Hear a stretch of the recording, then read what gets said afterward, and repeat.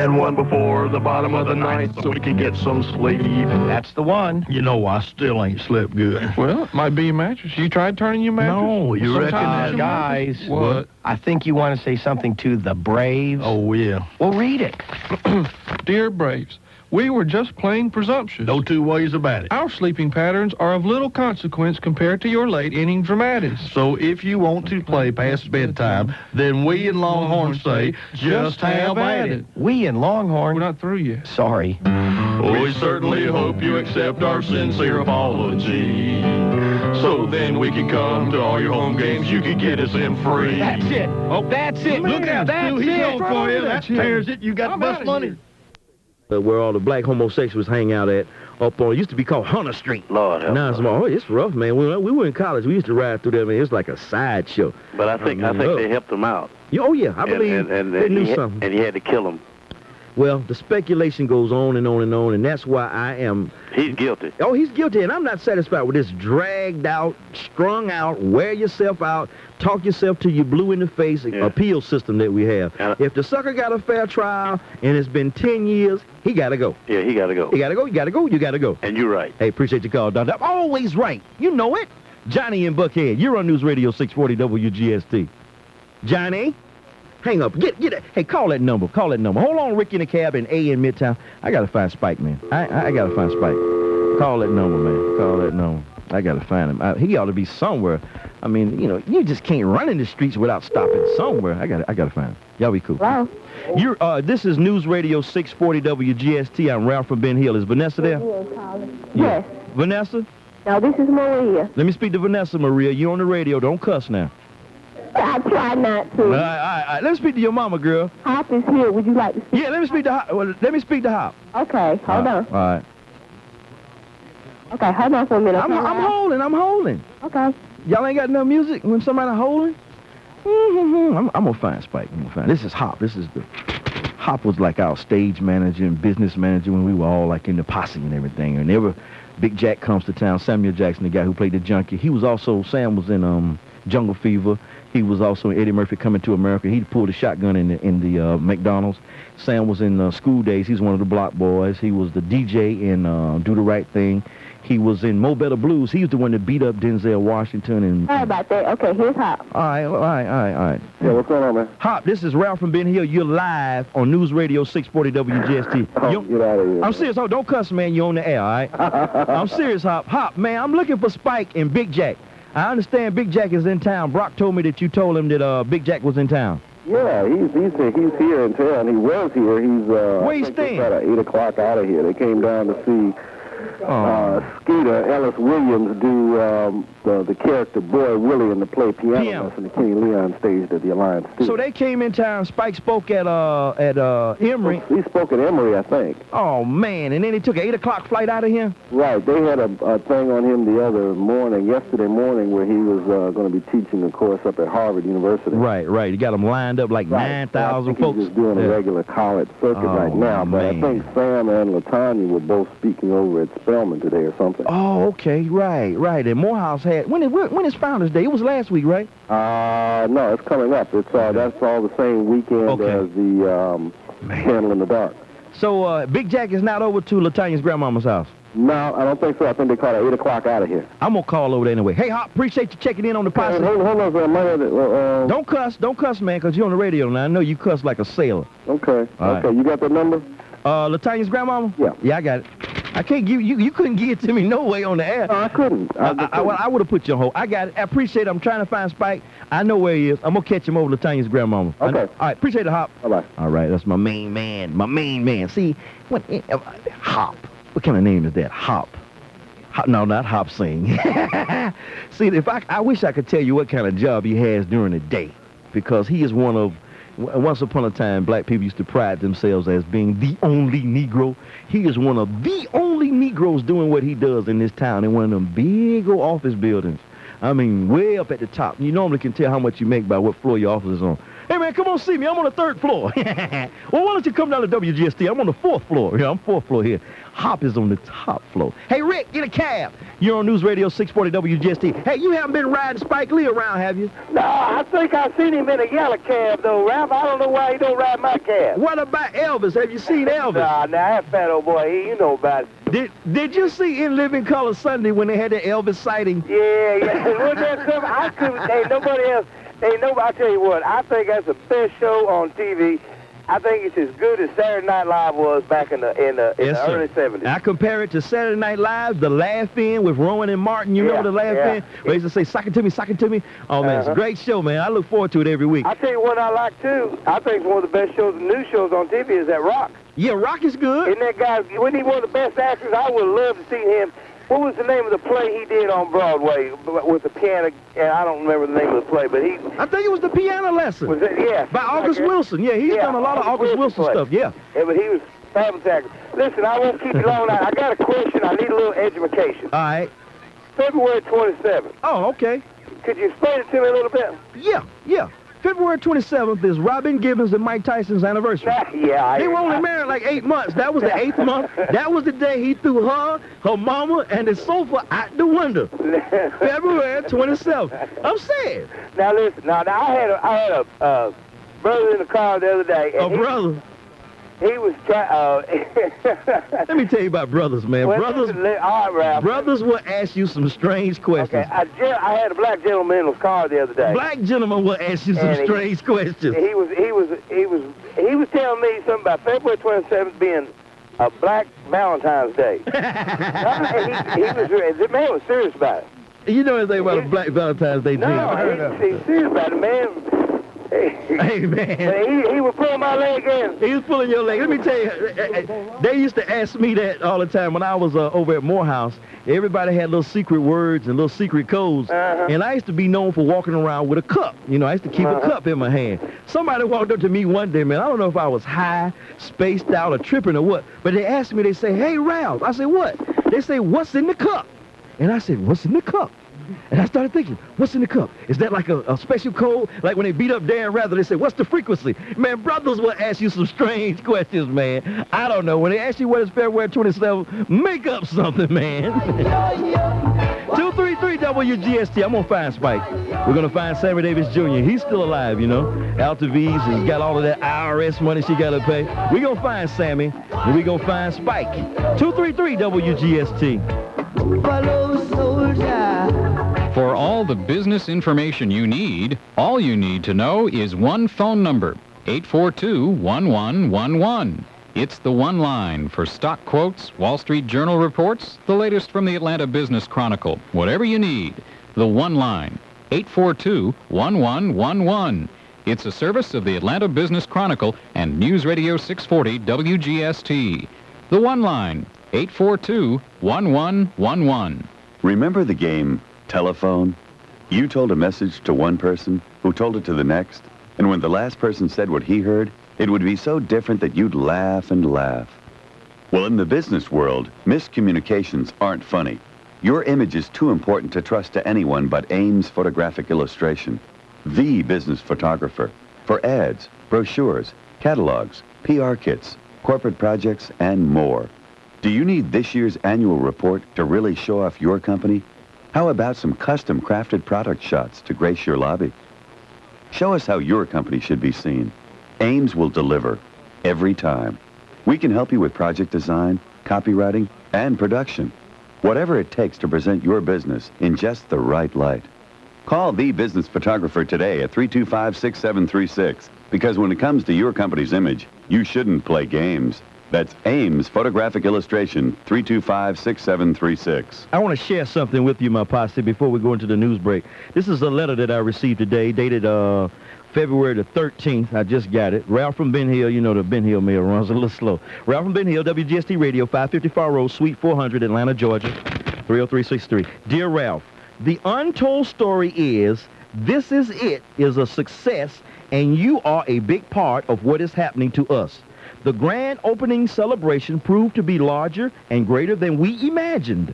All week, we had customers, i.e. Ralph from Ben Hill supporters, crashing our spot trying to corner the greatest radio personality in Atlanta. Where is he? Hey, thank you for your efforts and certainly for your time. You are a proven supporter and a good friend. You are more than lucky. Well, no, we are more than lucky to have you on our side. Sincerely, Butch Anthony, owner, This Is It. Orlandis McElroy, marketing director, This Is It. Can Freddie do this? No, I'm serious. I want to thank y'all. I'm humble, and my head was swollen. You know, I'm humble. I appreciate you guys going out and buying the food from This Is It, and I want you to continue to do so. Turn your friends on, and if you don't see the chitlins, it's because I asked them to put them in the back. But ask for the chitlins. They still got the chitlins. As long as it's frost on the pumpkin, they got chitlins. And This Is It. And it's cold somewhere all the time. Hey, want to thank This Is It, and I want to thank you all. I'm glad to just be the middleman. I just want to tell you about This Is It barbecue and seafood. If you miss a day, you miss a lot. News Radio 640, WGST, Atlanta's most dependable news, traffic, and weather station. Good evening. It's cloudy at 51 degrees. I'm Gene Michaels. News Radio 640 WGST. Tomorrow, fog in the morning, partly cloudy in the afternoon, and the high around 64. Atlanta's official three-day weather forecast is coming up. Here's what's happening at 8:30. Some candidates could get new life tonight, and some may find the road too rough to ride as voters in New Hampshire decide their preference in the nation's first presidential primaries. Let's get an update at 8:31 now from CBS News. Campaign 92. I'm Bill Lynch, CBS News. For George Bush, a bittersweet win in today's New Hampshire Republican primary, given the much stronger than expected vote for conservative challenger Patrick Buchanan. His 40% plus showing suggests the president will continue getting attacks from his Republican flanks as well as the Democratic contenders. The White House promises a statement in about half an hour, and correspondent Rob Armstrong says they're working on some best-face spin control. There are high-level meetings going on here, and they've been going on virtually all afternoon with the president and his top political operatives trying to figure out just how to spin the astonishingly bad news from New Hampshire. For weeks, the president's people have been trying to portray Pat Buchanan as a fringe candidate, and now they must find a way to explain how a fringe candidate caused a sitting president to squeak through with such a thin margin of victory. In Manchester, Angela Bay Buchanan, the candidate's national campaign chairman, says her brother is pumped up tonight. He's just elated, excited. He did a lot of work. These people are very gracious up here in New Hampshire. They've been very kind to him, and today they gave him a victory that is just overwhelming and gives him everything he needs, the momentum he needs to take this campaign south. New Hampshire Governor Judd Gregg ran the Bush Quayle campaign and chalks up the Buchanan showing to voter pain and anger. A strong Buchanan vote is an indication of the fact that New Hampshire's been going through 3 years of an extraordinarily tough economy. People are frustrated and really upset about it. 8 in 10 Buchanan voters told our exit poll they were sending a message. On the Democratic side, the expected winner, Paul Tsongas, trailed by Bill Clinton in second place, with Tom Harkin, Bob Kerrey, and Jerry Brown vying for third. Campaign 92. I'm Bill Lynch, CBS News. The official three-day Weather Channel forecast from News Radio 640 WGST. Only a very slight chance for a little light drizzle. The patchy, dense fog will last into the morning, and we'll have a low of around 46. The chance for rains end around midnight, and then we'll see just cloudy skies breaking up as we go through the morning. And then partly cloudy skies on Wednesday, a high around 64. Wednesday night, partly cloudy to mostly clear, 37. And Thursday and Friday look great. Lots of sunshine both days with highs near 62. With 24-hour day coverage at the Weather Channel Cable Network, I'm meteorologist Neil Jones for 640 WGST. Thanks, Neil. We have cloudy skies, 51 degrees at Atlanta's official weather station, News Radio 640 WGST. My mama told me a long time ago, be proud where you come from and share what you know. I've seen it all, I know it's true. For a bud man, only the best will do. Nothing beats a best, Budweiser, nothing beats a bud. Got it all right here with the king of beers. Nothing beats a bud.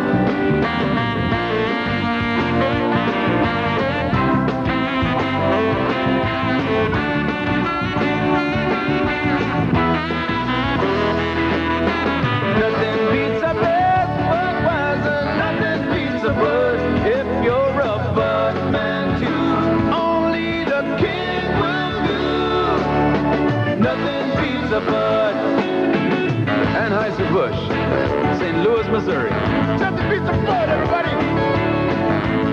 Our traffic reports are here for you 13 hours a day, 6 a.m. through 7 p.m. Exclusive Tricopter traffic on News Radio 640 WGST.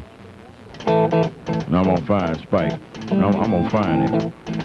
What's that number? Give me that number there, man. I'm gonna find him. Rumors spreading round. Spike Lee in town. Texas town. Where he at? About the shack outside. Okay. What you saying? You know what I'm talking about. I don't know. What did you Just say? let me know. If you wanna go. I'm ready, baby bro. Kick it, baby bro. Kick it, white boy. Oh, my. Play that funky music, white boy. Play it. Kick it, white boy. I'm ready. How?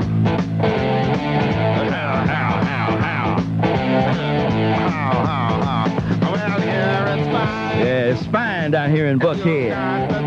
HIV positive Buckhead, I tell you. No. That's Bill Campbell's district, HIV positive Midtown. Yeah. All right, let's go to A in Midtown. Oh, I'm sorry, A. I didn't know you were living in Midtown. Midtown is not HIV positive. A in Midtown, you're on News Radio 640 WGST. Yes. Hi, Ralph. How are you doing? I'm sorry, I apologize. I really enjoyed listening to you on the radio the past 2 or 3 months. Thank you. First, I want to ask for the Harlem Boys Choir tickets, if I can get those. Yeah, you got them. We'll Great. put you on hold. Okay, let me ask you this. You there? Yeah. Okay. Ain't going nowhere. They pay me to 10 o'clock now. Okay. I'm on the clock. What happens when a woman says no to you in a very soft tone? Do you actually hear her? Yeah. And if she says no to you in a very harsh tone, do you hear her? Yes. Let me tell you a little story. Uh-huh. Once upon a time, when I was a sophomore at Morehouse College, there was an upperclassman from a small town in Alabama. He was a brilliant little boy. He was real small and ugly, and he wouldn't mind me saying he was ugly. But he was just a genius. But he was a virgin. Okay. And he was smart, and I mean, they had sent him all over the country, all across the seas studying. Morehouse was paying for everything. He was just a little genius. He ruined his life. He took a girl up to his room, and it was an everyday occurrence at Howard University and the other progressive black colleges and other white colleges. You could have girls, entertain girls in your room.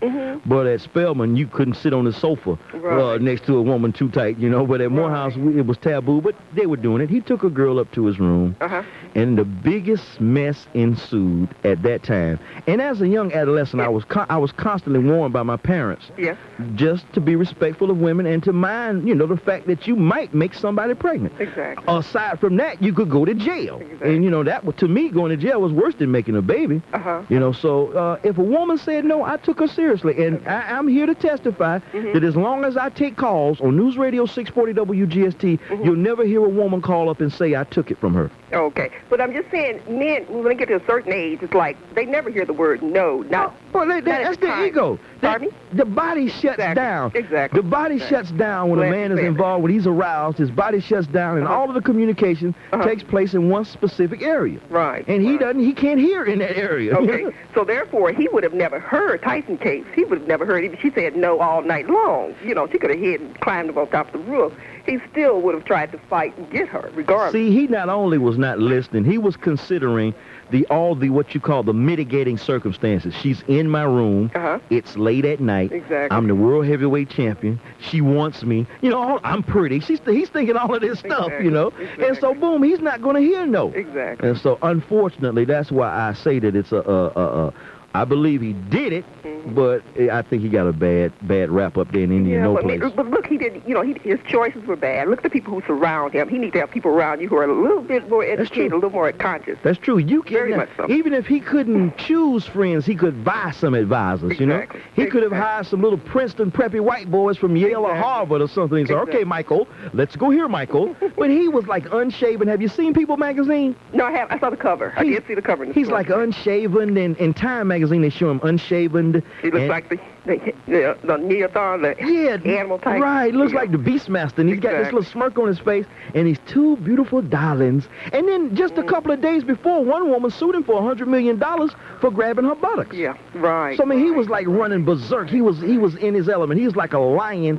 in a herd of impala. Right. You know, and who's going to tell the lion no? Exactly. Hey, hold on for the Harlem Boys Choir. You know, don't take Mike Tyson now. Don't take Mike.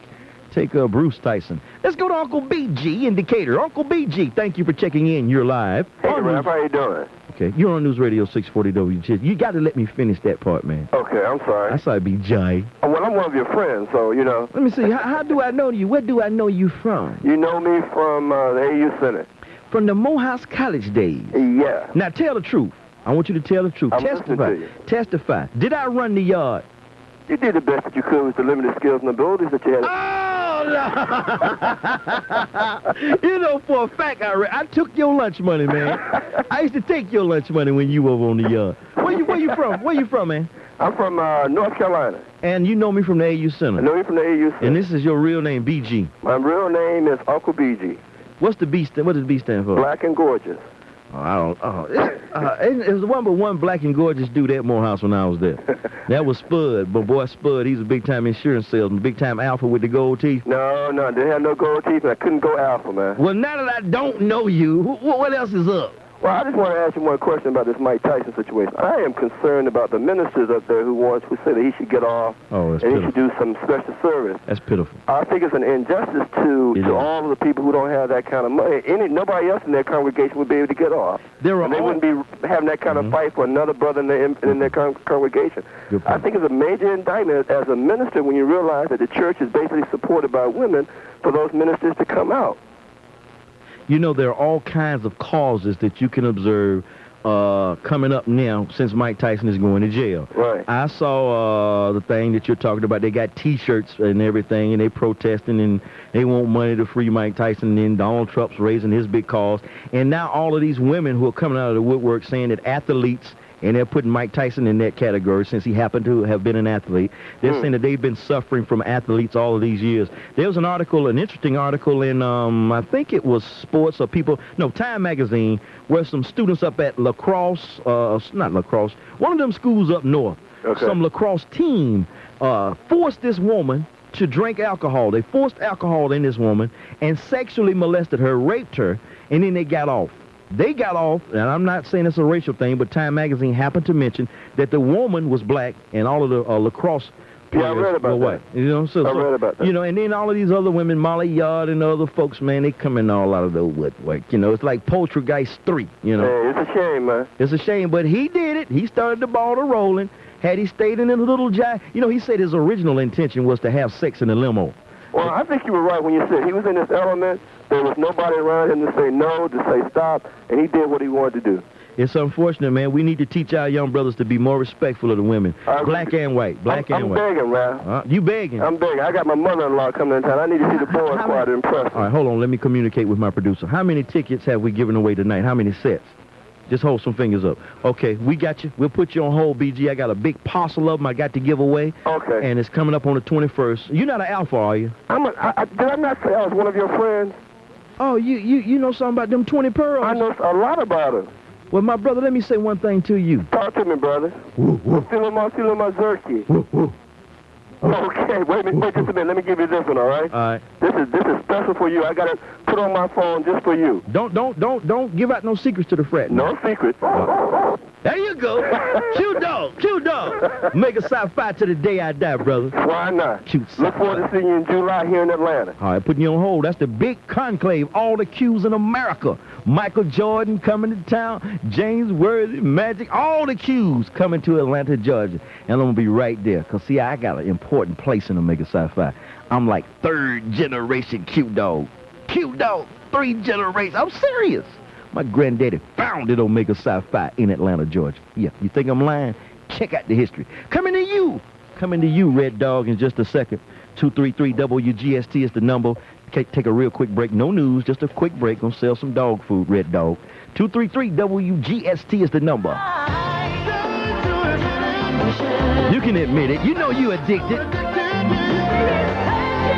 BB and CC Winan. Oh, Raymond is checking in. He's got some facts for me. That's what I need, Raymond. DC and Stone Mountain is checking in. 233 WGST is the number. I'm Ralph from Ben Hill. Hey, why don't you check in?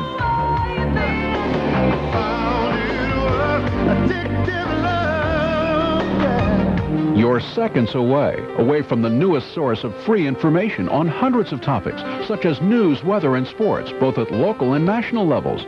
Turn to your Atlanta Southern Bell Real Yellow Pages. The phone number and the hundreds of free selections are yours to use at will. Now you have 24-hour-a-day access to world information through Real Talk. Remember, for free information on general legal and health concerns, turn to the Real Talk section in your Southern Bell Yellow Pages. It's easy to use. First, open your Southern Bell Real Yellow Pages directory to the Real Talk section. Second, turn to the page you'd like the information on and the category you desire. Choose from health topics such as women's health concerns, heart and circulatory information. You also have 24-hour-a-day access to general legal information. Third, dial the free local number found on the top of the page, and when instructed, enter the 4-digit code next to the information you desire. The Real Talk section information service is provided by ASI, not affiliated with Bell South Corporation nor its affiliates. Here's your chance to run from the law at the 12th Annual 5K Fuzz Run, Saturday, March 7th at Piedmont Park.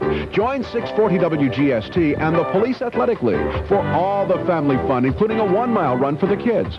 Children will receive Six Flags and RV certificates. Plus, all runners and spectators can register for a trip for two to Aruba via ALM, because how you get there makes a difference. For more race information, call 658-6795. The more you hear, the more you'll have to talk about. Remember, if you miss a day, you miss a lot. News Radio 640, WGST. Strap on your backpack. Get your slime buster, you know.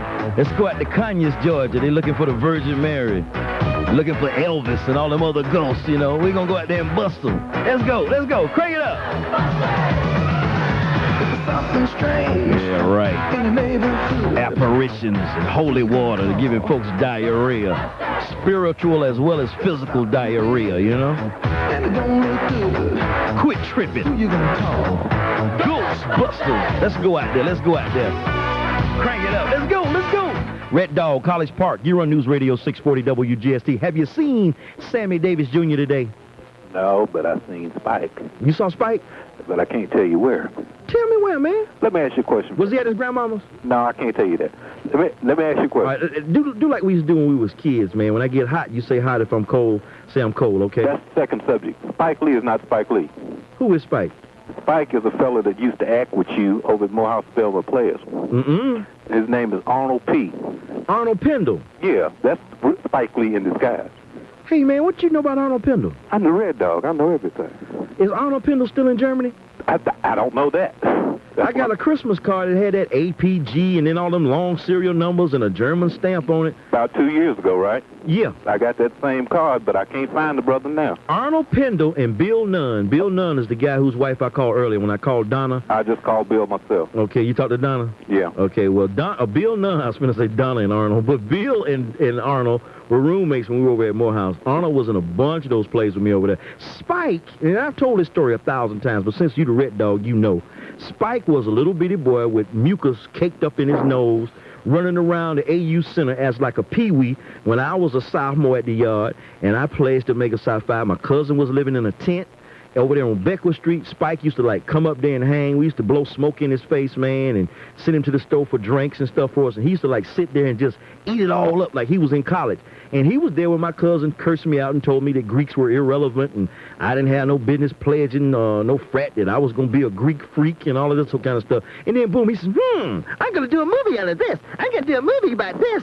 And the sucker come up with School Days, and I ain't get a dime. Not a dime. I saw him Homecoming last year. You should have been in the movie with him. I should have been in the flick. I'm serious. But, you know, what happened, and this is the truth.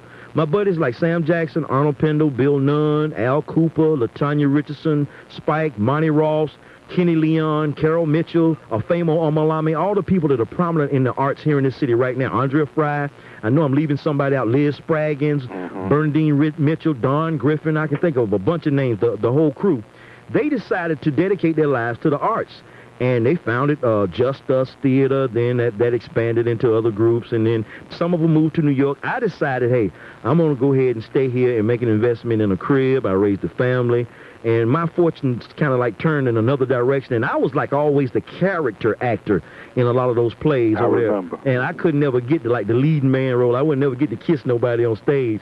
They would always have me like pouring drinks or being the wino or playing checkers with somebody while everybody else was talking. And I was like begging for 2 or 3 lines. But I tell you this, Red Dog, there was not a play that we did that did not have some political significant relevance. Every play we did, we packed the house. Did you see that play, God is a Guess What? Yes, sir. That's the greatest play that has ever been done in the history of AU, Spelman, Morehouse, Clark Theater. Now, this piano lesson and spunk and all this, that's a whole other matter. That's professional theater. Right. Well, are they still doing that at the AU Center? Yeah, well, unfortunately, some sucker, and I think it was an African brother. I hate to put it on the African brothers, but some sucker forgot to write the grant. There was money out there every summer for Atlanta University Summer Theater. That was America's oldest African-American summer theater in the country. It was older than Caramel House in Cleveland. Somebody refused to write the grant one year. Some sucker was lazy, and they stopped that tradition, man. And that was like great. We used to do like 6 or 7 plays during the summer over there. And then, of course, Clark would do plays during each season, and Spelman, the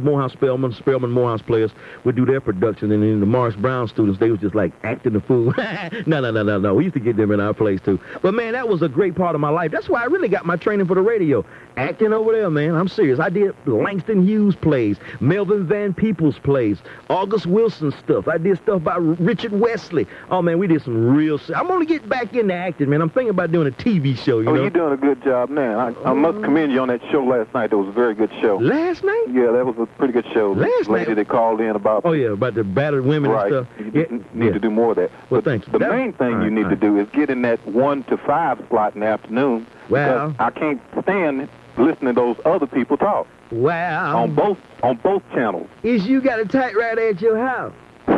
You need to go to that 750 station, take that DP's job. Bye. I can't, don't even talk like that, man. You talk about going, you gonna get me fired, man. You messing with my job. You gonna have me crazy, though. You got me going crazy, man. You got me going crazy.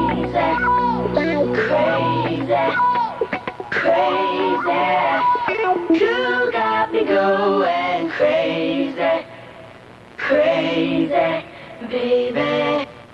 Hi, this is Matt Stewart. Join me and the 640 WGST Chicago Pizza and Sports Arena team for the March of Dimes Walk America, Saturday, April 25th. Or get your company together and form your own team. It's a party you don't want to miss, and you'll help the March of Dimes campaign for healthier babies. To sign up, call the March of Dimes at 350-9800 or drop by Chicago Pizza and Sports Arena. Walk America is sponsored by your friends here at 640 WGST. Hi there, Matt Stewart at Chicago Pizza and Sports Arena, here to talk about lunch. More specifically, something different for lunch. Introducing the Chicago Pizza and Sports Arena Pizza and Pasta Buffet. It's all you can stuff in your face for only $4.99, and it all starts at 11:30, and for those with the late lunch, it lasts until 2. But hey, don't take my word for it. Let's hear from the experts. The other places are pretty generic. You always end up with the same pizza. You always have the same type of order, so this you get a little different. You get the veggie pizza and whatnot, and it's pretty good. Some of the best pizza I've ever had. It's great. It's good. The other stuff's great, too. Everything I've had here is wonderful. Of course, now I like the atmosphere. I'm a sports fan. I like the beer drinking, watching the games. That's the main reason I like it. The Pizza and Pasta Lunch Buffet for only $4.99, and it's only at Chicago Pizza and Sports Arena. 2 locations on the outer limits of Buckhead on Buford Highway and in Dunwoody, too. It's Chicago Pizza and Sports Arena. Motel 6 is like your favorite pair of blue jeans. Hi, Tom Bodette with the Fashion Report. Well, you probably think I'm talking about that comfortable feeling of something familiar, like an old friend you've known for years. Well, that's not a bad analogy, but where I was going with this whole thing was that great feeling you get when you find some folding money in the pocket of your jeans before you go to wash them. Sure beats a pack of matches and a half a stick of gum. Well, at Motel 6, we won't wash your jeans, but we will help you find some extra cash in them. That's because we've got the lowest prices of any national chain. It's always a heck of a deal and always clean and comfortable. Local calls are free, and there's no motel service charge on the long-distance ones. We've got 700 locations coast to coast, so it shouldn't be too tough to find one. But just make sure you go through all your pockets before you throw those jeans in the washer now. You never know what you're going to find. I'm Tom Bodette for Motel 6, and we'll leave the light on for you.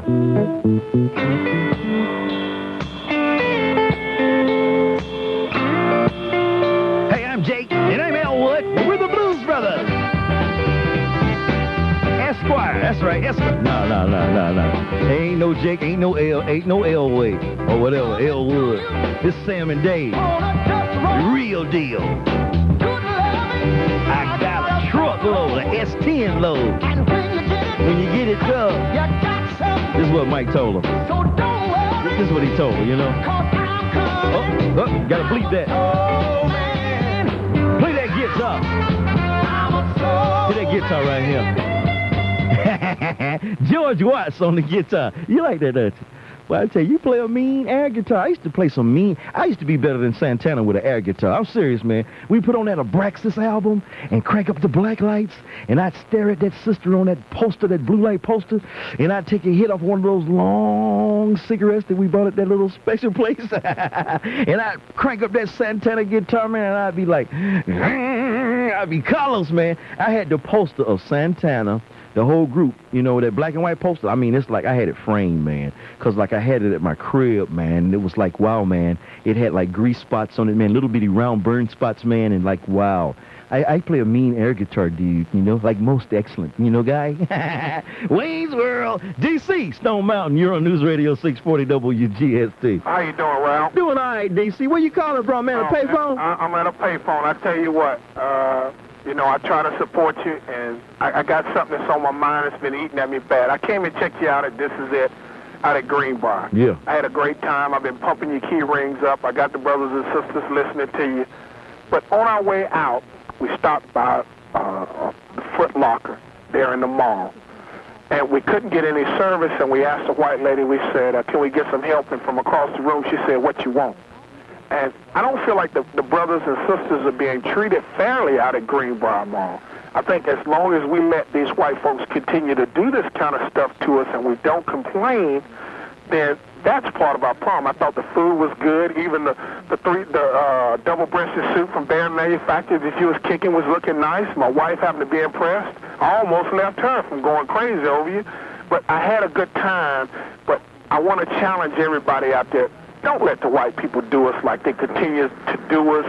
And here we are in our own neighborhoods, and we can't even get the respect that we deserve when we're pumping the dollars into these businesses, and we're treated any kind of way we want to be treated. Now, I was listening to the other turkey this morning, was talking to a white guy who claims to be religious, and he made the statement that white people date black people because of sympathy. And he was like, and I was like, get out of here. But that's the same kind of person that you'll stand in front of for a job, and they won't give you a job. And it's the same white people that don't believe in affirmative action, and they don't believe that racism exists.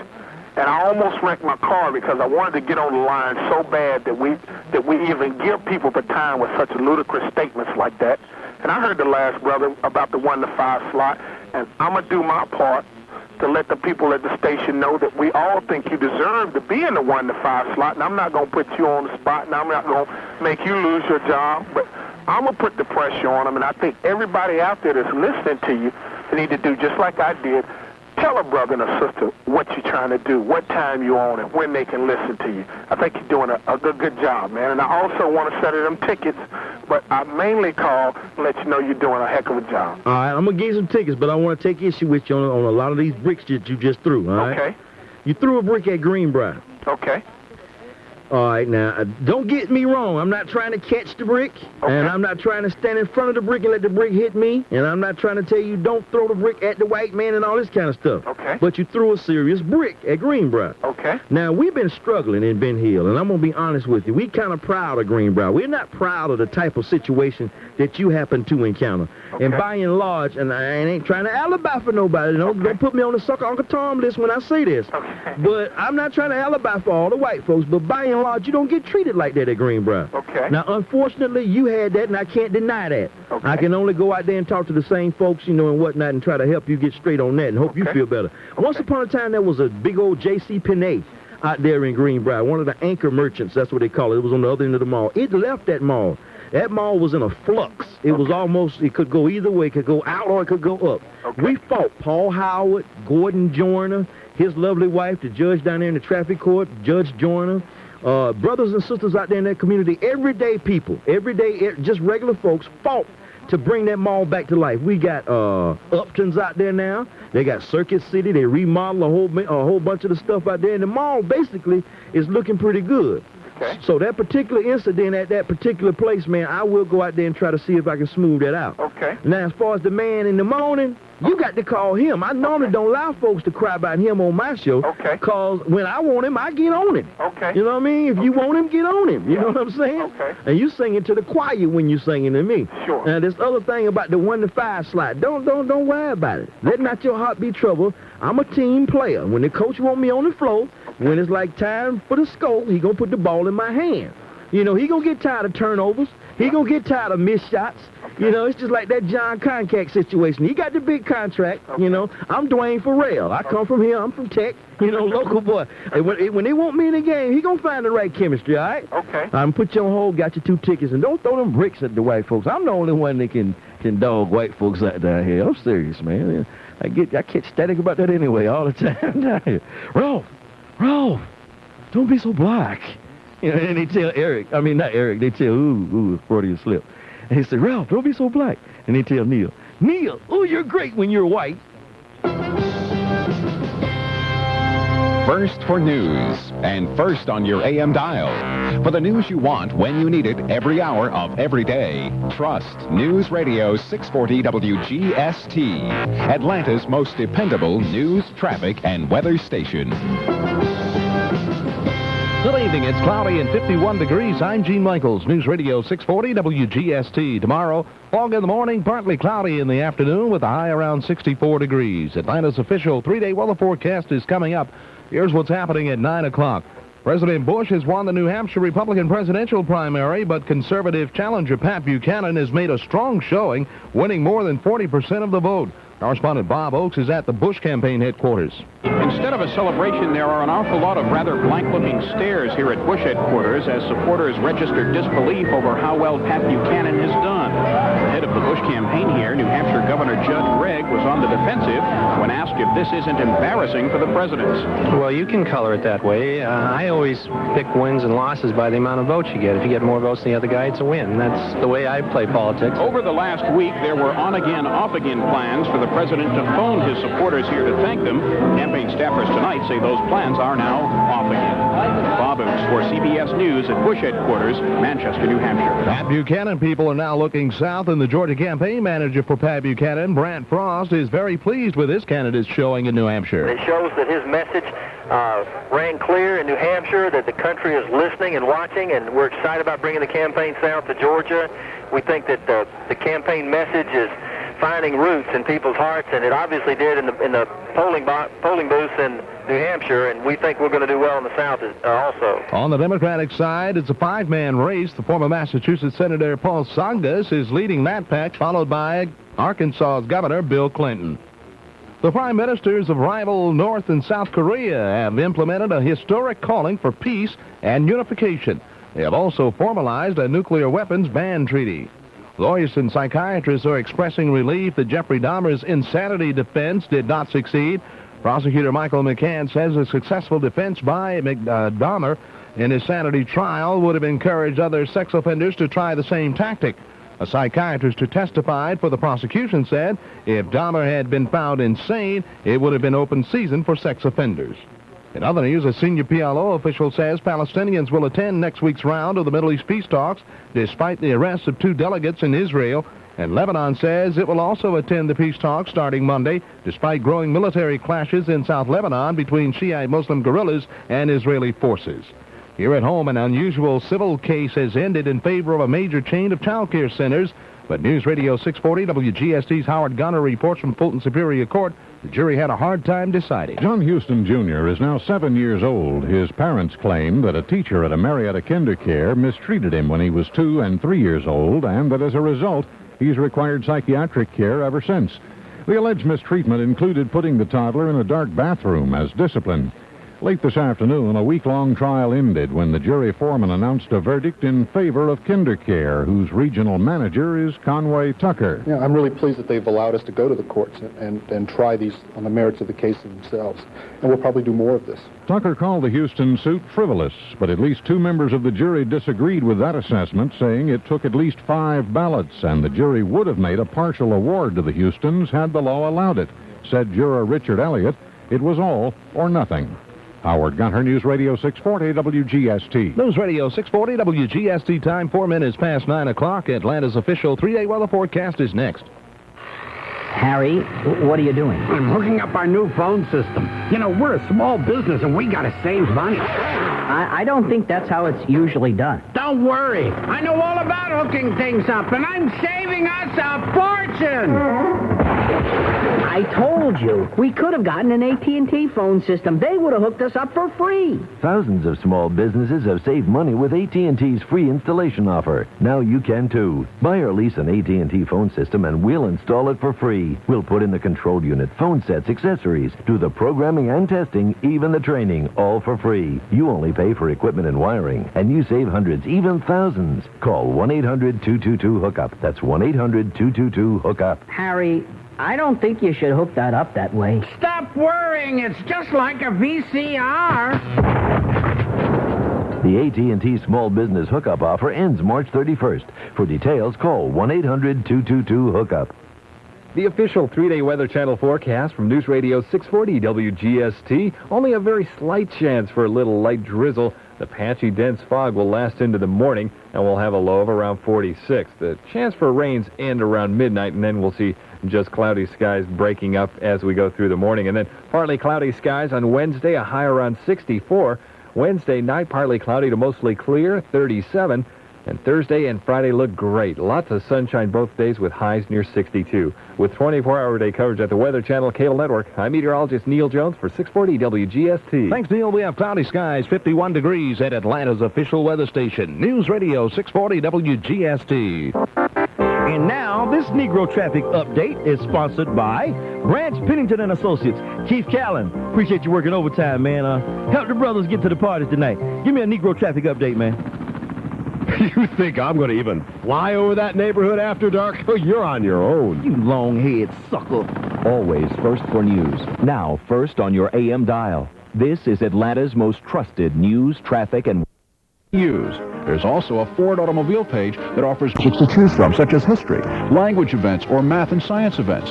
For sports enthusiasts, there are great sports questions. The Real Talk section provides you with 24-hour-a-day access to a world of information. The Real Talk section information service is provided by ASI, not affiliated with Bell South Corporation nor its affiliates. Hey, Ralph from Ben Hill here with a commercial message from my friends at Barry Manufacturing of Fine Men's Clothing. I was talking earlier about your silhouette. I'm talking about these new suits, these Italian cut suits with the broad shoulders. You know, when you walk into the place, man, you want some heads to turn.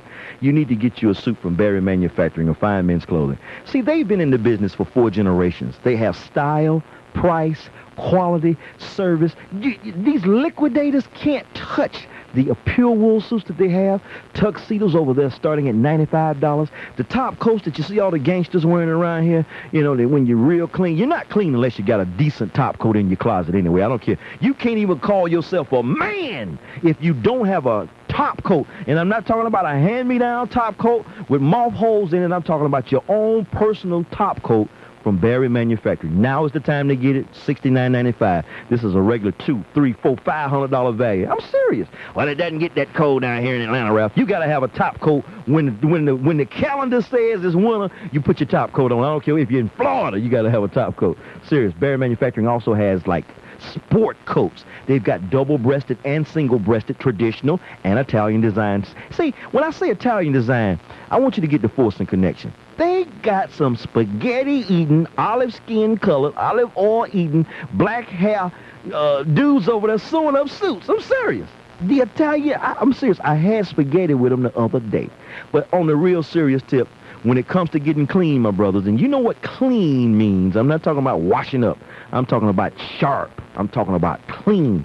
Dead clean. Clean as a broke something dog. You know how it goes. Hey, Barry Manufacturing, find me. Okay, I didn't say it, Gene. I didn't say it. Barry Manufacturing of 5 Minutes Clothing. I'm getting in trouble. But, brothers, let's get sharp. At Barry. We give you traffic and weather together when you need them the most. On your way to work and back home again. On News Radio 640, WGST. Tether off, we gonna tether off the mother sucker. Tether off the sucker. Say what? Tether off, we gonna get up, move this chair. Let me do the bump. Come on in here, Liz. Let me show you how to bump. I don't even, you know, we used to do so many. I used to make up dances. I made this one up. It's called a bump. We used to do it on this jam right here. Now watch this here. Stand right here, Liz. Watch this here.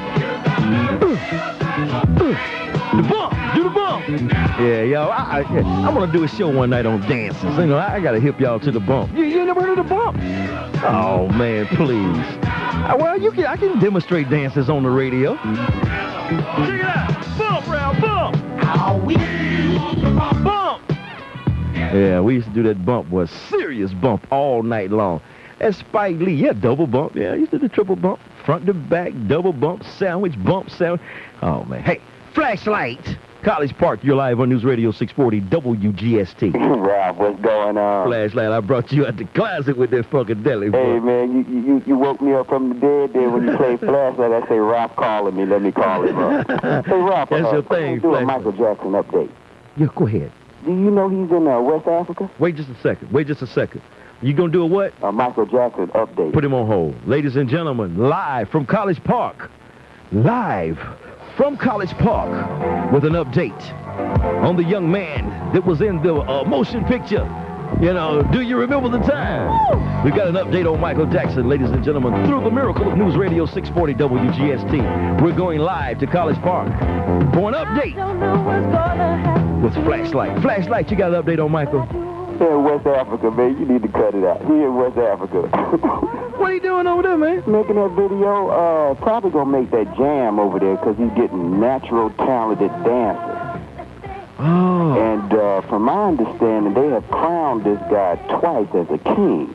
They have crowned Michael in Africa as the king? Twice. There's an article in People magazine that says that Michael is trying to chemically alter the color of his skin.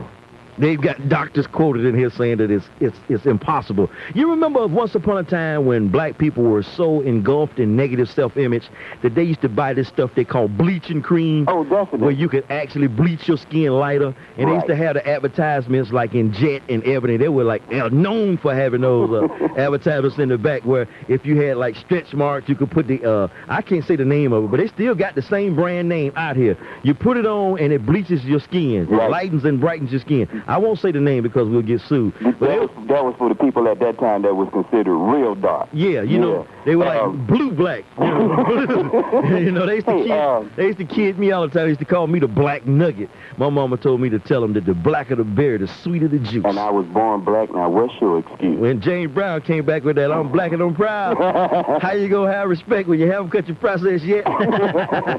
Two more quick things. All right. Ralph. Yo. I know that Spike Lee here, they say Spike Lee done went $5 million over his budget. Now, Malcolm X? Yeah, is these people upset because this man is being successful here, or what's the problem? Man, no question they're upset. They're upset, number one, because he is threatening. Mm-hmm. If you are in a posture where you're non-threatening, if you're out there in Hollywood and you're making the status quo Amos and Andy Kingfish type movies, then they don't feel threatened by you. They don't feel threatened by your message. Spike had some interesting quotes in the article in the paper today. He was saying that the Nation of Islam the people in Saudi Arabia who housed Malcolm, and the community at large would not have let a white producer do the movie on Malcolm X. That's right. The white media is trying to criticize his production of this particular movie by talking about he's over budget. They talked about Francis Ford Coppola being over budget, and he cleared that when he made the money. Spike's going to make his money at the box office. This movie is going to make it, right? Oh, this is going to be a monster. And one interesting part, I was reading where the movie is ending. The ending sequence is in Africa. Spike had an opportunity to tour one of the townships over there, and he said he felt like using a machine gun himself when he was over there to see the conditions that the black people were in terms of a concentration camp. But Spike was also saying that it would have been artistically incorrect to end the movie on Malcolm X dying on the stage at the Audubon Ballroom. Wow. Because artistically and philosophically, Malcolm's ideas did not die there on that ballroom floor. His ideals and ideas are still being put to use and in practice around the world, and especially in South Africa. And they're coming back, too. And then he made a point. He made a killing point that I know had them folks cringing when he made this point. He dropped this bomb on him, my brother. Flashlight Spike told him, he said, listen, he said, this thing in South Africa has got to end in bloodshed. And asked him, why? Why, Spike? He said, because no other group of people have ever given up power. In the history of the world, no other group of people have ever given up power peacefully. Yeah, so it's going to be a problem. Your brother Strong, man, I want to go see Denzel. The sister's already freaking out over Denzel. Denzel in another little jive flick now that's out, and the sisters is like breaking dates. Man, I couldn't even get this girl on the phone. She even left the thing on her answer machine. I'm going to see Denzel. All right, man. Before you let me go here. Yo. This little girl that stabbed this other little girl. Now, did I understand her mother say that she seen this movie? What's the name of it? New Jack City. Yeah. Now, if I'm wrong, straighten me out, Ralph. But these type of movies, Ralph, we got to get these directors who've got these opportunities. I'm not saying don't get the word out about what's going on in the black neighborhood, but we need a little bit more positive from these people in those positions, Ralph. Well, partner, it's like my main man, Naughty by Nature. You seen that that group, that rap group, Naughty by Nature? No. He's got a jam. He says, if you haven't been to the ghetto, don't come to the ghetto. Because he's talking about everybody wants him to make jams on a positive tip, and this, that, and other. His life is not on a positive tip. Unfortunately, movies like New Jack City have to portray that type of thing so that the greater point can be made. I was in a big argument with some people about those types of movies that have like the 2-minute ending where the dude dies, but the whole movie was like 3.5 hours of all the wrong thing, and then when you see the 2.5 minutes of the right thing, you're left with a greater impression of the wrong thing. Right. Unfortunately, that's the case. But hey, man, folks been blaming movies ever since I was a kid. I remember we used to come out them cowboy movies, pointing our finger at each other, talking about, pow, pow, pow, you dead, man. Pow, pow, you dead, man. You gonna be the Indian. You dead, man. You dead. Same thing, brother. Appreciate your call, here. All right, Ralph. Peace. Let's go to the Gorilla in Home Park. You're live. News Radio 640 WGST. Gorilla. Oh, hey, you want to know when people start wearing hats? Yeah, men. When did men stop wearing hats? Traditional hats. I'm not talking about the Kangalls and the Koofies and the baseball hats. I'm talking about, the wide brim hats. Oh, that was before President Kennedy. That was really right after World War II, because every man during World War II was in the service had to wear a hat of some kind, whether it was a helmet or a cap or something, all the time. Okay. And they just got tired of it. And back in the mid-late 50s, they started making cars lower, and it was hard to sit in them with your hat on. Right, all them Humphrey Bogart movies, they had the cars with the big humps and things. Yeah. And them old cars was tall. You sat upright in them. Yeah, there you go. I knew you had wisdom. I knew you had it, man. Hey, when are you making up some more of that clear refreshment? Believe it or not, your producer got a jar of it for Christmas. I believe it, and it's gone. But, I just thought about something, man. We can't talk about that spring water over the radio. Yes, we can. It's just spring water. I know it. That's clear refreshment. Appreciate your call, Gorilla. All right. Oh, man, I can't take a break. I got the dirty white boy. Oh, we got the dirty white boy on hold, man. My original friend from Duluth. Hey, we'll be right back, dirty white boy. DWB. Hold tight, my brother. We'll be right back at you. In 2 and 2, we're going to hear everything that happened on your date. In 2 and 2. Yeah, we'll do a little news right in here. 233 WGST. We got Lee in Smyrna. No, that's D in Smyrna. Ted in Norcross. And the dirty white boy in Duluth. That's my main man. Bad boy. That's a bad boy, that dirty white boy. He's a locksmith. I'm serious. He's cold, man. He's a medical doctor. I'm serious. He's a veterinarian. He's a butcher. He's done so many different things in his life. The dirty white boy. At Atlanta is more than a city. In the Decatur Bureau, Wade Medlock News Radio. And News Radio 640 WGST makes sure you're covered where you live. In the Gwinnett County Bureau, Howard Gunter, News Radio. In the Clayton County Bureau, Mindy Largo, News Radio 640. In the Cobb County Bureau, Don Dornberg, News Radio. And that you're covered where you work. In Atlanta City Hall, Bill Edge, News Radio. The only radio station with reporters assigned to the city and the suburbs, too. Metro Atlanta's news, traffic, and weather station.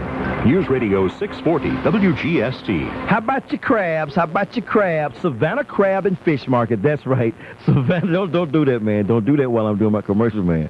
I'm going to tell the boss on you, man. Get out of here. Don't be clowning on me, man. I'll down you in here clowning on me. Let me start over. Punch this clock. Savannah Crab and Fish Market. That's right.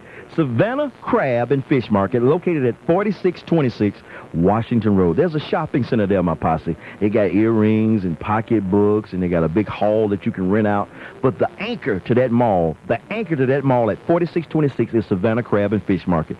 They bust their tails bringing these crab back in here live. I'm serious. Big crab, not them little bitty teeny-weeny teenity crab, but the big crab are coming in live on a daily basis at Savannah Crab and Fish Market. The telephone number, hey, let me go get the number. This sucker back in the newsroom. I'm going to go get the number. They're located at 4626 Washington Road. He told me that the posse's been coming in. We're getting close to Friday, right? Wednesday, y'all start thinking Friday. When you think Friday, think fish. When you think fish, think Savannah Crab and Fish Market. 4626 Washington Road, right off the Washington Road exit at 285, right before you get to the Roosevelt Highway. You know where it's at. Savannah Crab and Fish Market.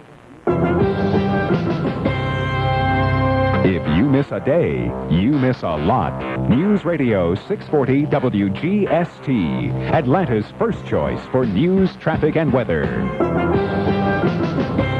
Good evening. It's cloudy and 51 degrees. I'm Gene Michaels, News Radio 640 WGST. Tomorrow, it'll be partly cloudy after the fog breaks away, and it'll turn around about 64 degrees. Atlanta's official three-day weather forecast coming up after CBS News covers New Hampshire. 92. I'm Bill Lynch, CBS News. President Bush has won the gold medal in what once looked like a downhill New Hampshire Republican primary, but it was tarnished when voter anger over the economy delivered a strong 42% of the vote to silver medalist Patrick Buchanan. At Bush headquarters, former White House Chief of Staff John Sununu grew testy at reporters' questions about the result. Well, I think the only people that are saying that's an embarrassment are the folks such as yourself running around with microphones. A short time ago, as Rob Armstrong tells us, the White House issued a statement on the less-than-stellar victory. It was about a three-quarter-page statement that in essence said the message was sent, and I understand the message of dissatisfaction. The message was clearly the economy, according to a senior White House official. The president is said to be very comfortable with his win in New Hampshire, but clearly the White House would have liked a greater margin. That is an understatement. The White House is taken totally aback by this, and now they're trying to regroup and figure out what they're going to do to win Super Tuesday. Frank Sedapani at Buchanan headquarters says the anti-Bush steamroller is gaining momentum. Buchanan has the momentum, and he's going to do everything he can to build on it. Tomorrow, in less than 2 hours, he'll do guest shots on ABC, NBC, Fox Television, and CNN. He'll squeeze in a news conference and a farewell rally in New Hampshire, and then he'll get back to Washington in time for another shot tomorrow night on CNN. Then on Thursday, he'll be splashing across the Mason-Dixon line with a series of stops over 4 days in Georgia, South Carolina, and Florida. The South is the next key battleground. Both sides know it, and both sides say it. The Democratic primary went to one-time dark horse Paul Tsongas, but the number 2 finisher, Arkansas Governor Bill Clinton, was able to tell his supporters the results still make him the comeback kid for the new Republican target. I want you to know that I know in November we are going to win a great victory against Pat Buchanan. Campaign 92, I'm Bill Lynch, CBS News. The official three-day Weather Channel forecast from News Radio 640 WGST. Only a very slight chance for a little light drizzle. The patchy, dense fog will last into the morning, and we'll have a low of around 46. The chance for rains end around midnight, and then we'll see just cloudy skies breaking up as we go through the morning. And then partly cloudy skies on Wednesday, a high around 64. Wednesday night, partly cloudy to mostly clear, 37. And Thursday and Friday look great. Lots of sunshine both days with highs near 62. With 24-hour day coverage at the Weather Channel Cable Network, I'm meteorologist Neil Jones for 640 WGST. All right, Neil, we have cloudy skies, a little fog around, 51 degrees at Atlanta's official weather station. News Radio 640 WGST. This is where your FM station gets its news. So why wait? Get the story here first. From us, News Radio 640 WGST.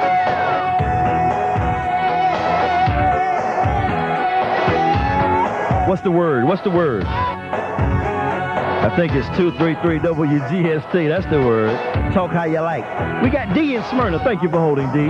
Ted in Norcross. And my main man with the real word. That Tide boy, that chill boy, that dirty white boy. Up there in Duluth. I tell you, my main man.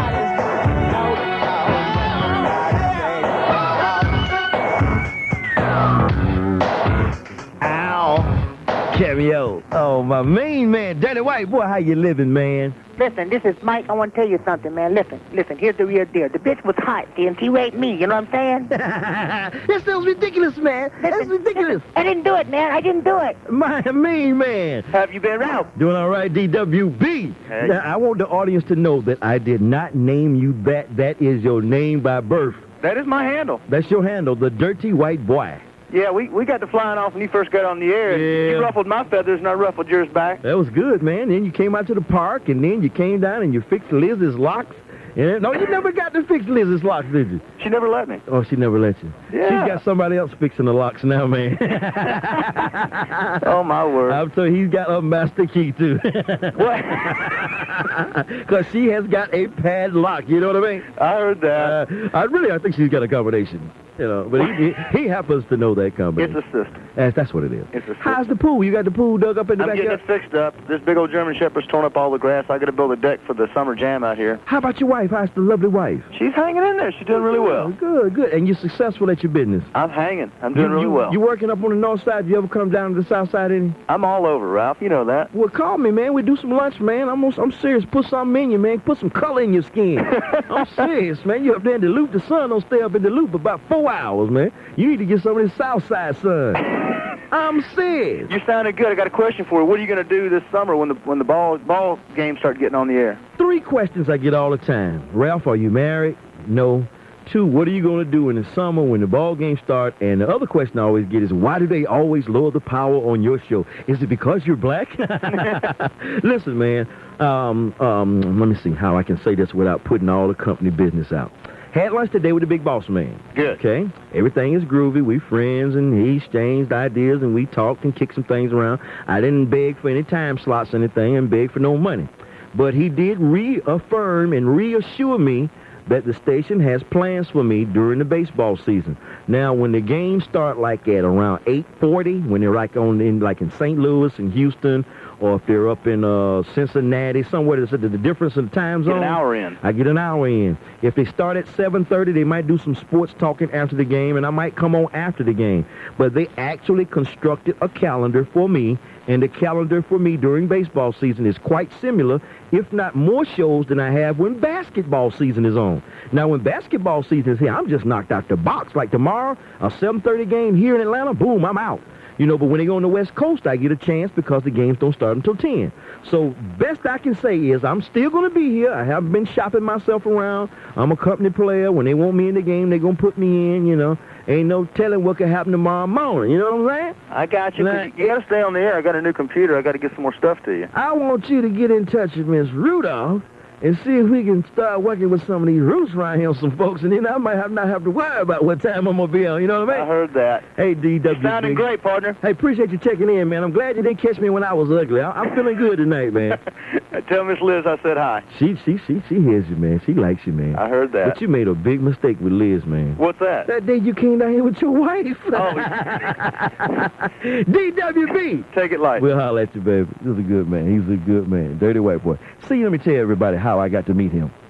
When I first got this show, every Friday was like the Ralph from Ben Hill happy hour, right? It was something new that I had started. And I invited people to come in. The first person that came in was a white girl, right? She just happened to be white. She was a fan. I forget her name. What was her name? Do you remember? Teresa or Janice or something? She was very nice. She came in, sat down, and we talked. And it was like the Ralph from Ben Hill show, and I would invite people down on Fridays. The second person to come in that second Friday happened to be a white boy. Happened to be him, Dirty White Boy. That was the name he used to use on the radio. He came down, shook my hand. He's a nice, handsome guy. Reminds me a lot of one of them dudes on Leave It to Beaver. He reminds me of Wally. That's who he reminds me of, but he's not square like Wally. You know, Wally was like square, but he was like cool. He kind of like Eddie Haskell and Wally. But anyway, he came down. Then here come the brothers. Hey, man, when you gonna get up a black person a shot at that? I said, look, man, I didn't use that word. I used the other M word. I said, look, man, it's first come, first serve. So then my main man, Mike, came down here. Remember Mike from Riverdale used to call every day, who we never hear from ever in life? He came down. He was great. Then the next person was, I forget who it was. Might have been a white person. Next thing you know, they pulled the plug. No, Ralph on. I think this Ralph from Ben Hill Happy Hour thing is kind of getting out of hand. And, I got that big old company election thing. Oh, man, they be dogging me down here, y'all. They dog me to death, man. Every time I start something good, man, they dog it, man. Make me want to go home, Take me on home, Stevie. No, I ain't going nowhere. I got 20 more minutes. Coming back to you, Teddy. Teddy in Norcross. D in Smyrna. And, Slick Rick, the ruler, is checking in. This is the Talk How You Like Underground Posse. 40 minutes of easy talk. No commercial interruptions. More music. Well, I tell you, don't put your mind to sleep. Tune in to News Radio 640 WGST, My main man, Matt Stewart, is coming up with more of that sports tonight later, So stay right where you're at, My parents said, girl, don't leave home. But in a row.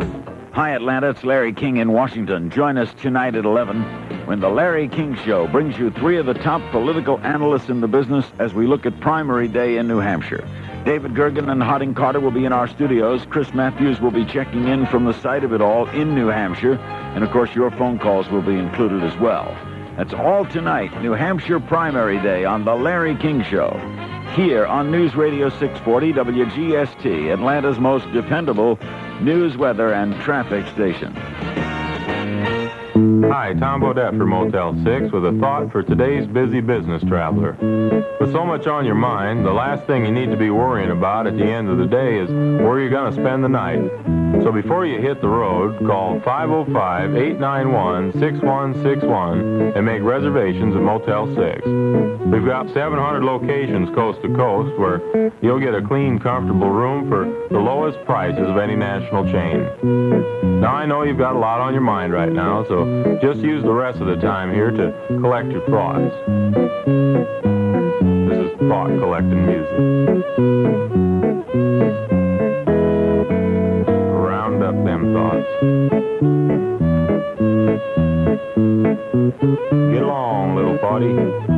Get along, get along. Well, I hope it helped. I'm Tom Bodette for Motel 6, and we'll leave the light on for you. You do that, buddy. Here's your chance to run from the law at the 12th annual 5K Fuzz Run, Saturday, March 7th at Piedmont Park. Join 640 WGST and the Police Athletic League for all the family fun, including a 1-mile run for the kids. Children will receive Six Flags and RV certificates. Plus, all runners and spectators can register for a trip for two to Aruba via ALM, because how you get there makes a difference. For more race information, call 658-6795. Atlanta's best worst weather reports, plus the official 3-day weather forecast, right here on News Radio 640 WGST. Daddy, I like your show. Pump it up, homeboy. Pump it up just like that.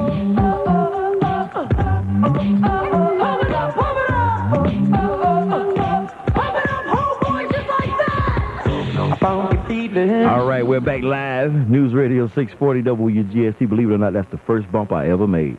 Off the Quincy Jones album, Secret Garden. And see, my main man, Kramer, just did that commercial. That was Weather Report, or Joe Zawin, who off Quincy Jones's album. So we've got the same taste, basically, All right, Teddy. Norcross Teddy. Talk how you like, guy. Ralph. Teddy. How are you tonight? Living large, cool. Feeling good, man. Got a little money in my pocket. I'm ready to sock it. Gas in my car. Went to coke. Got my license back today, man. Police take my license every 2 days, man. I got to do something, man. I got too many staple holes. My license got so many staple holes in it, man. They look up and see the sun. Hey, I got to do something about that, because when the police take your license and they hold it in their hands and they see all them staple holes and they feel them staple holes, they say, we got an habitual offender here. Right, and they won't let you go, so they won't give you a break at all. That's right. So I'm going to put some plastic on these licenses, man. Just go down there and tell them you lost it and get another one. That's what I'm going to do in the morning. I'm serious, because I don't like the picture on there anyway, man. Ralph, want to tell you a little bit about hats. You were talking about a little earlier. Yeah, we got off on a tangent, but I like those big. I've got a hat. I was in a play called Ceremonies and Dark Old Men by Great play. Excellent That's play. A good one. I played Mr. Jenkins, the other old man, and I had a nice hat that I stole from the costume room over there at Spelman College. And my kids love it, I love it, but it's getting old and it's getting mildew. It's one of them old felt brims, man, and I need to find me another one because I like the style. Well, I like straws in the summer, and I like the felt wool hats in the winter, you know? Well, I worked in Detroit at Henry the Hatter. Ooh, that's a famous hatter, man. That's the best hat store in the nation. You know why they call, when they say that old expression, mad as a hatter? Right. You ever know where that came from? No, I don't. My son told me this, and he's a smart young man, and I checked him because I thought he was pulling old Pappy's I know leg. they got a Mad Hatter in Alice in Wonderland. Yeah, well, they call them Mad Hatters because there was a certain process that they used to use to make the hats. They had to use mercury or something, and that chemical made the hatter go crazy. Right. So they used to use that old expression, mad as a hatter. Is that something? That's a fact. Yeah. You heard the lady tell us last night where that old expression, rule of thumb, came from. Yeah. So you learn a little something here on the show. Yeah. But, you know, there was a time, you know, in the early 30s, 40s, 50s, all the way up until the 60s, that hats were a fashion statement. You were not completely dressed until you had a hat on your head. No question. Not only that, it was therapeutic because in the wintertime, more heat escaped through the top of your head than any other part of your body. Exactly. That's why the brothers in the East stay wrapped up instead of taking their clothes off when they get on the beach and things. But guess what replaced hats? What? Hair. When you start wearing the big afros, they ain't want nothing on your head. True. And then when the Jerry curl came out, Lord. and you now, couldn't wear nothing on your head with a Jerry curl. That's right. You know, but the bald-headed men used to love to wear hats because everybody looked the same. Look at Jack Nicholson. Can you picture the character of Jack Nicholson in that movie Chinatown with that bad brown hat on, bent down? Hat? Oh, that's a gangster hat, man. Gangster hat. Borsellino used to make a hat, Borsellino, out of Italy. Yeah. They used to make a hat you can fold it up, put it in your pocket. What? Take it back out. Felt hat, rabbit felt hat. Man. Pop it back on and shape it any way you want. You tell it what to do and it did it. We used to pass hats down in my family. You know your granddaddy wore this hat, you know. And they were nice hats too. I'm telling you. Real nice hats. And there was a certain mannerism and a certain way you carried yourself when you wore a hat. When you came in the building, you took your hat off. You were in the presence of a woman, you tipped your hat or you took your hat off. You know, and there was a certain way you held your hat when you were talking to people. If you were being humble, you held your hat over your heart. That's what men were men, all right. Yeah, if you being like sexist, you would hold your hat over like the lower part of your body, you know.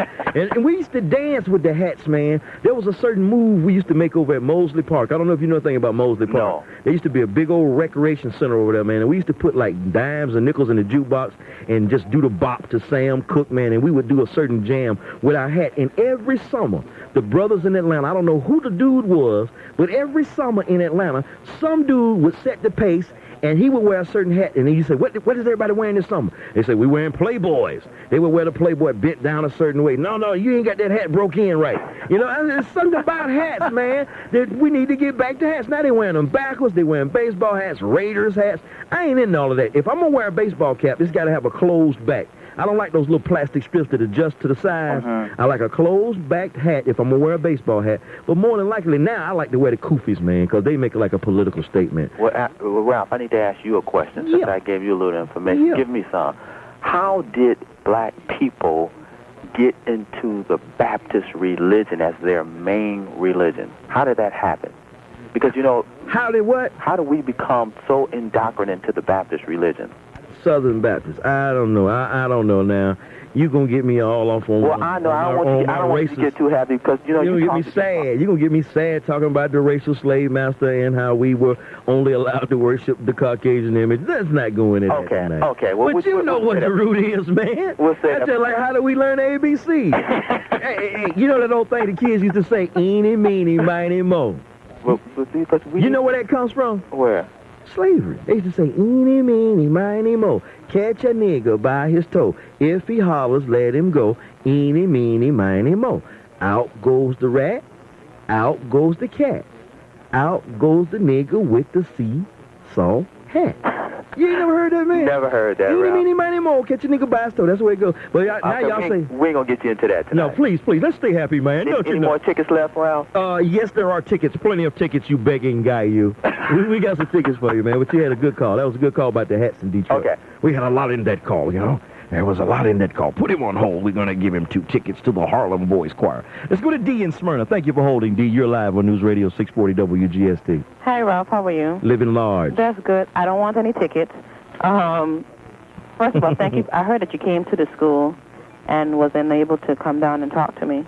Right. At Turner. Okay. But we'll talk about it another time. Please. I wanted to let you know that Leonard Jeffrey, Shirley Chisholm, Dr. Yusuf Ben Yakelman. Yeah, Yusuf Ben Yakelman. That's a bad dude. John Henry Clark. Just a bunch of people are going to be here. And I heard one of your callers from New York on earlier.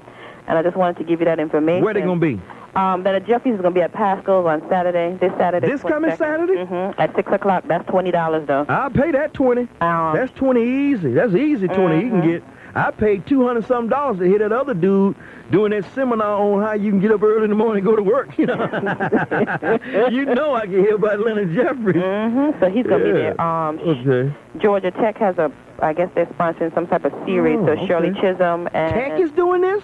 Georgia Tech, no. Leonard Jeffries is going to be at Pasco's, but Tech is sponsoring Shirley Chisholm. Okay. And Yusuf Ben Yakelman. Yusuf Ben Yakelman is strong. I'm he's warning going to be here you. the 26th. He is strong. He's going to be there the 26th at 7 p.m. Okay. Who else is going to be? John Henry Clark is going to be here in April, though. I hate to be ignorant, but who is John Henry Clark? Okay, John Henry Clark is the fellow that, as a matter of fact, he's older. He's like 80-something. Okay. And he the one that died with the steam shovel? He hasn't died yet. Oh, John Henry. No. Is that John Henry? John Henry. No. That's the wrong John Henry. He hasn't died yet. Okay. I'm not saying the man is dead, but I thought, when I was a little boy, I used to sing a song about John Henry told his captain. Pop, with the axe in the hand or whatever. But a man, and before I let a steam drill beat me down, I died with my hammer in my hand. Yeah. That's a hard-working brother. Wrong John Henry. Wrong John Henry. Okay, wrong, not. Okay. But as a matter of fact, Dr. Clark is the one that's trained a lot of the younger people coming up now in terms of the speakers. The fellow at Georgia State, oh goodness, I can't remember his name. But he's his mentor. And African infusion in the public schools and that sort of stuff. I'm going to be at Lithonia High School. I got to get back over there with you because I'm going to Lithonia High School on the 20th. I think that's Thursday. I'm going to be at Lithonia High School and be speaking in the media center to, they're just going to bring groups of students in until they wear me out. And then on Monday, I'm not sure, it's tentative. They haven't set it up, but I'm going to be at the Big Doug. I really want to get over there to Douglas. I'm really proud of those people. But if I get that close to Turner, Douglas is like a stone's throw away from Turner High. You know? So maybe we could set up another day. Yeah, I'll surprise you tomorrow. I apologize for not getting back there to you, but I'll surprise you tomorrow. Well, you can't just walk in the building. I guess I can. I'm bad. I can. I guess you found that out. Yeah, I know. But I can now because they and then, and another thing, I also wanted to tell people were calling the school asking for Dia Smyrna. That is not my name at school. That was the Ku Klux Klan. Okay, people, please don't call asking for Dia Smyrna. Trying to find out, is Ralph there yet? Don't be the D. Ralph there yet? Hey, D, we'll see you, darling. Okay, you take care. Okay, bye-bye. Bye-bye. Don't call over Turner High asking for D. All right? Slick Rick, we're going to take a quick break. You know how I like to talk to you. But main man, as if to say, my brother, haven't heard from him in so doggone long, it's a shame, man. My main man, Al, in Decatur. Yeah. In the meantime, ladies and gentlemen, for your political education tonight, I'll take you quickly to a trip to the polka dot community. You spend your money with a polka dot person, you create a job for a polka dot person, you stabilize a polka dot family, and you make a polka dot community safe and happy. You spend no money with a black person, you create no jobs for black people, you stabilize no black families, and you make no black community safe and happy.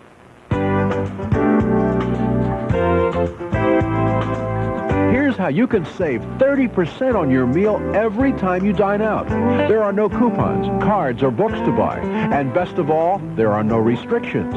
Dining Dollars of Atlanta offers certificates that are good for $10 worth of food and beverages at over 70 Atlanta restaurants. And you only pay $7 for each certificate. That's a 30% savings every time you dine out. You can even pay for your entire meal in Dining Dollars. Dining Dollars are normally sold through Atlanta corporations as an employee benefit. For a limited time, Dining Dollars of Atlanta is offering this program to a limited number of people. For more information, call 640-9176. There are no sign-up fees or hidden charges. Call now, 640-9176. AAA members may purchase Dining Dollars through any Atlanta AAA office. Visa and MasterCard accepted. All right, I got about, 7 or 8 more minutes here. I'm running straight out the door to deep Ben Hill. Keith Callan, I appreciate you working overtime, man. Just let me know, what does it look like, on Ben Hill, on the Ben Hill Road? You want me to fly over what? That's a good one.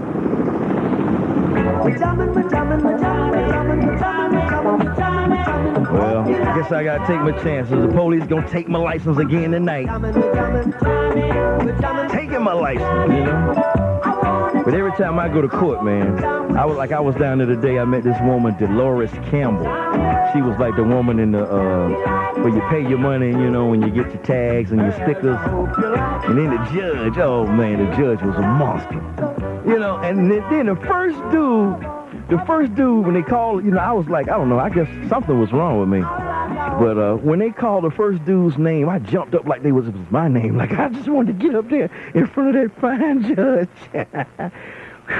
Well, I remember when we used to go to traffic court, there used to be some old, ancient, decrepit, bad breath, rotten tooth, smoke-filled rooms with them other folks down there, And I got down there, man, there was a big sister down there with them light bright pearl eyes, with them stove-out eyes, and she was calling your name. How do you plead? I said, guilty of loving you. She said, you're a fool. I pulled out about 10 rounds from Ben Hill cards. She said, sir, you cannot do this in a court of law. You can't pull your business card out and hand them to somebody. We're not allowed to know who you are. You got to take your business card and put it in an envelope and put it in some pickle juice, slip it in the mail, and then we'll take it. I said, okay, right. Slick Rick, Northeast, talk to me, brother. Yo, Ralph, it's Slick Rick, man. Oh, I thought it was Slick Rick. Go ahead, Slick Rick. I want to say, don't worry about that from 1 to 6 spot. Oh, you done expanded it. First it was 1 to 3, now it's 1 to 5. You say it's 1 to 6. Yeah, 1 to 6, but 1 to 6. That type show don't go well, in that spot. Okay. And you doing all right. You doing right where you are. Thank you, baby. And I'm gonna stay right here. I'll be right here. She can't get the old Pat Buchanan on when he comes down. I like to talk with him. They're going to be here when we do the whole focus of the nation is going to be on Atlanta. If I don't get Pat Buchanan, it's going to be some changes made around here. All right, then, bud. All right, baby brother. Al in Decatur, as if to say, my brother. Is this you? Yes, sir. My brother. Yes, sir. Well, how about that? My Jamaica mirror maker. Where you been? I'm hanging out here. You still putting mirrors up for Bobby Brown and Whitney Houston? Every time. You ain't putting up no two-way mirrors, eh? No. You know Keith Sweat just bought a house for my people, man. You need to go out there and do him up, man. Where he bought it at? Keith Sweat bought one, I don't know, somewhere where them white folks living, because I know he got one of them big round purple winding staircases. They don't have that out there in the ghetto. Yeah, they always do that. No, we got some in Ben Hill, though. There's some nice subdivisions out there where I live. I know that. Keith Sweat is in town, my brother. But your boys ain't coming out there. Huh? Your boys ain't coming out there. Why don't these big entertainers, when they come to town, move in the black community? Don't ask me. I'm asking you. You the mirror maker of the stars. I've been asking the same questions. Why didn't Dominique move out there? Why didn't Bobby move down there? I know why. Why? I know why. Because they have so many old ladies. They have so many girlfriends. They don't want to stay on the same side of town where the girlfriends stay. So they move out there in Duluth, and they go hit over here in Ben Hill, and then they hit in Cascade, and they run back out to Duluth. Well, I'm going to give somebody a flat tire somewhere. Yeah, that's all of it. We can't advocate violence. We can't advocate. That's not violence. That's just what has to take place. I like the way you said that. That's just what has to happen. That's what it has to happen, huh? Yeah. Listen, what's this Tyson thing here? Wait a minute. I ain't got time to talk about Tyson. Was he a judge? We ain't got time. Was he what? Wasn't he a judge under Miss America pageant? I'm not sure. G. Michaels, my news expert, shakes his head from side to side, says no. No, he wasn't. No, he wasn't. He was judging behinds, but he wasn't no official judge. You know what I'm saying? I thought he was an official judge. No, I don't think so. At least at one point there. I don't think so. My brother, when you gonna send me a bill for the mirror? Listen. I'm listening. I told Liz I'm coming down to see y'all. See WGST? Yeah, I'm coming down there to see y'all next week. See us next week? Yeah. All right, well, I get paid Friday. Come make sure it's right around Friday. You know how we do. We get amnesia day before Friday. Or the day after Friday, all right? Well, I'll be there. Catch me happy, baby. As long as it's under $12, you will get paid. Man, put a big old mirror up in my bathroom, man. Monster bathroom. Big mirror from wall to wall, floor to ceiling. It's cold. I mean, cold. And then it's lined with another mirror. It's framed with another mirror around it. And I got these makeup, they're kind of like makeup lights. You know how they got a rack of lights with just a raw light bulb on it, you know, and it's got going across the top.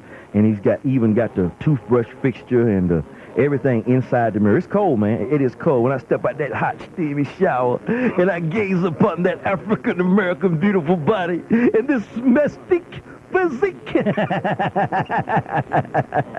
right.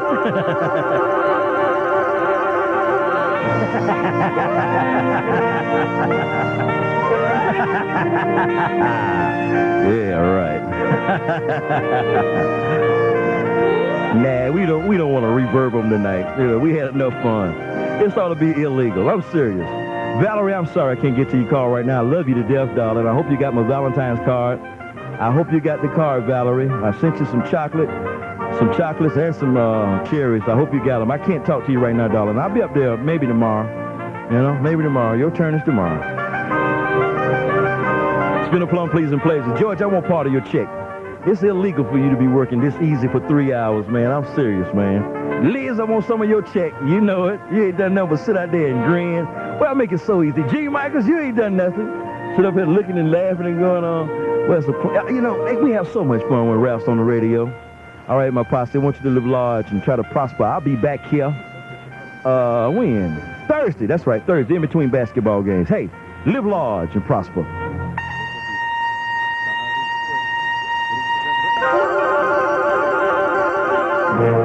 Let's get out of here. Exclusive computerized school and business closings. Only on News Radio 640 WGST, Atlanta's most dependable news, traffic, and weather station. Good evening. We have cloudy skies, a little fog around, 51 degrees. I'm Gene Michaels, News Radio 640 WGST. Tomorrow, fog in the morning and partly cloudy in the afternoon, the high around 64 degrees. Atlanta's official 3-day weather forecast is coming up. Here's what's happening now at 10 o'clock. President Bush issues a written statement saying he's delighted with tonight's win in the New Hampshire primary. The president noted the election was far closer than many had predicted. President Bush's statement went on to say, quote, I think opponents on both sides reap the harvest of discontent with the pace of New Hampshire's economic condition, and I understand the message of dissatisfaction. President Bush did say he was confident of winning his party's nomination and the election. President Bush's rival Pat Buchanan made a strong showing, getting more than 40% of the Republican vote. ABC's Ann Shearer in New York's polling unit tells us many New Hampshire voters are determined to send a message to President Bush. Never before since we've been polling in presidential elections has one issue so dominated voters' decisions.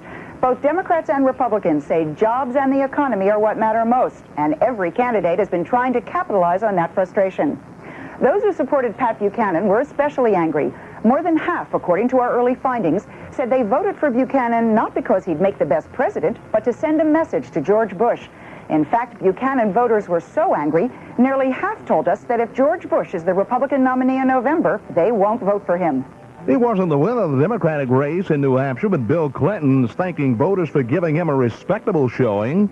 I think we know enough to say with some certainty that New Hampshire tonight has made Bill Clinton the comeback kid. The Arkansas governor finished second behind former Massachusetts Senator Paul Tsongas.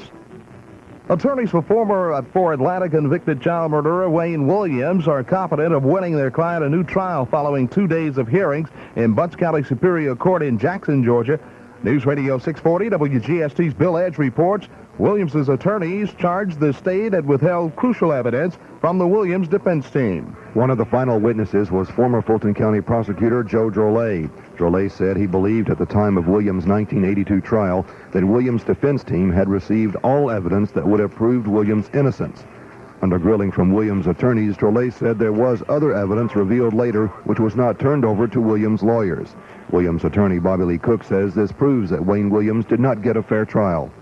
The defense lawyers in this case regardless of who they might have been. If it had been me or anyone else, they still would have lost this case because they were sandbagged. Williams' hearing resumes on March 23rd in Butte Superior Court. Bill Edge, News Radio 640 WGST. The UN Security Council has an ultimatum for Iraq. Either start cooperating fully with the UN weapons inspectors or face grave consequences. The 15-member council has decided to send the head of its special monitoring commission to Baghdad at once to demand compliance with UN resolutions. Spiraling violence in South Lebanon has prompted a call for an emergency meeting of the UN Security Council. Lebanon is requesting a meeting to protest Israeli actions in the region and to help stop the fighting. Israeli soldiers and Shiite Muslim militia exchanged artillery and rocket fire again today. A spokesman for Pope John Paul labeling a Time magazine report bizarre. The magazine claims the Polish pontiff and President Reagan ran a secret campaign to hasten the end of communism in Eastern Europe. News Radio 640 WGST time, 4 minutes past 10 o'clock. Atlanta's official 3-day weather forecast is next.